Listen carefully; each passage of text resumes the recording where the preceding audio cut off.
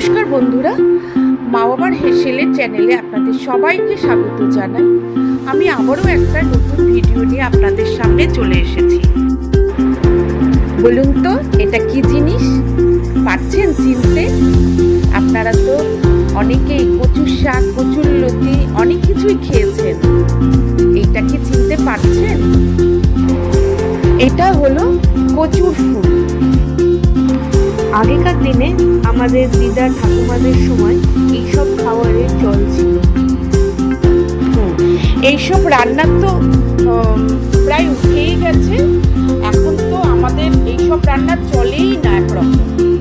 তাই আমি পুরোনো দিনের রান্না আমি আপনাদের কাছে এই তুলে ধরছি। চলুন এই অসাধারণ রেসিপিটা তাহলে দেখে নেওয়া যাক।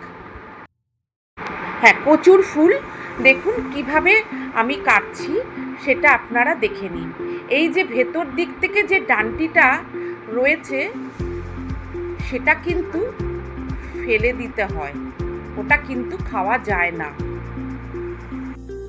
হ্যাঁ, এক একটা করে ফুল নিয়ে গোড়ার দিকটা হালকা করে আমি কেটে ওই ভেতরের অংশটাকে বের করে নিচ্ছি। ওটা কিন্তু খাওয়া যায় না, ফেলে দিতে হয়।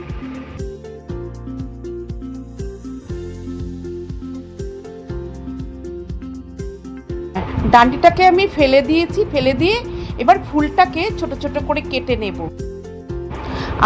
আমি যেভাবে কাটছি সেইভাবে আপনি কচুর ফুলগুলোকে কেটে নেবেন।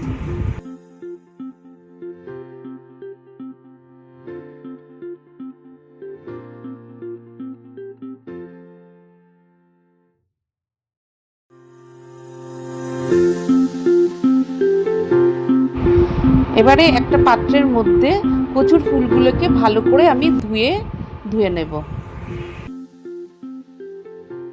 এবারে একটা কড়াইতে জল এবং নুন দিয়ে আমি বসিয়ে দেব।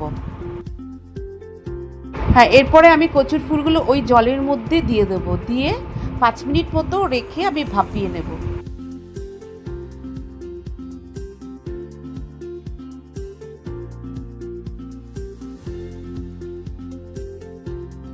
পাঁচ মিনিট পর আমি ওই কচুর ফুলগুলোকে একটা জল ঝরানো পাত্রে আমি ঢেলে দিয়েছি।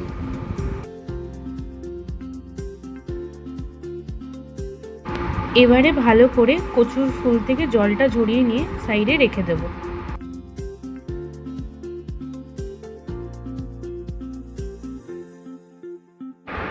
এবারে কড়াই বসিয়ে অল্প একটু তেল দিয়েছি। তারপরে দিয়েছি রসুন, লঙ্কা আর পেঁয়াজ।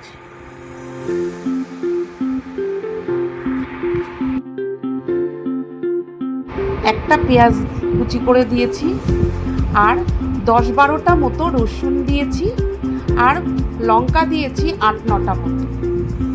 আর তার সাথে আমি চিংড়ি মাছও দিয়েছি। হ্যাঁ, ভাজা হয়ে গেলে আমি আবার কচুর ফুলগুলো ওর মধ্যে ঢেলে দিয়ে আবার একটুখানি নাড়াচাড়া করে নিয়েছি। এরপরে এক এক করে নুন, গুড় আর হলুদটা দিয়ে দিলাম।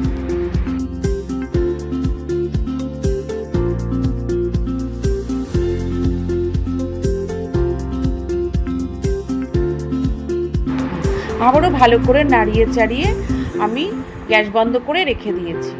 তারপরে এটা ঠান্ডা হয়ে গেলে আমি মিক্সির বাটিতে এটাকে পেস্ট করে নিয়েছি।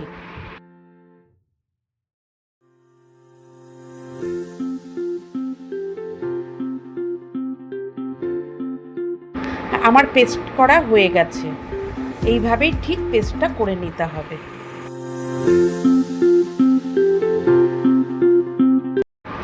আমি 5 চামচ মতো এবার কড়াইতে সাদা তেল দিলাম।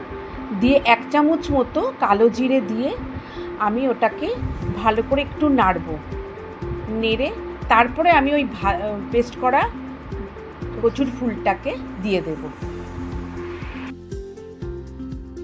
কচুর ফুলটাকে দিয়ে ভালো করে নাড়তে হবে। 20 মিনিট ধরে ধিমে আঁচে ভাজা ভাজা করে নিতে হবে। ভাজা ভাজা হয়ে গেলেই এটাকে নামিয়ে নেব। এর স্বাদ অতুলনীয়। একবার আপনারা বাড়িতে বানিয়ে দেখুন, আপনাদের মুখে লেগে থাকবে। অবশ্যই গরম ভাত দিয়ে খাবেন, তাহলে একেবারে জমে যাবে।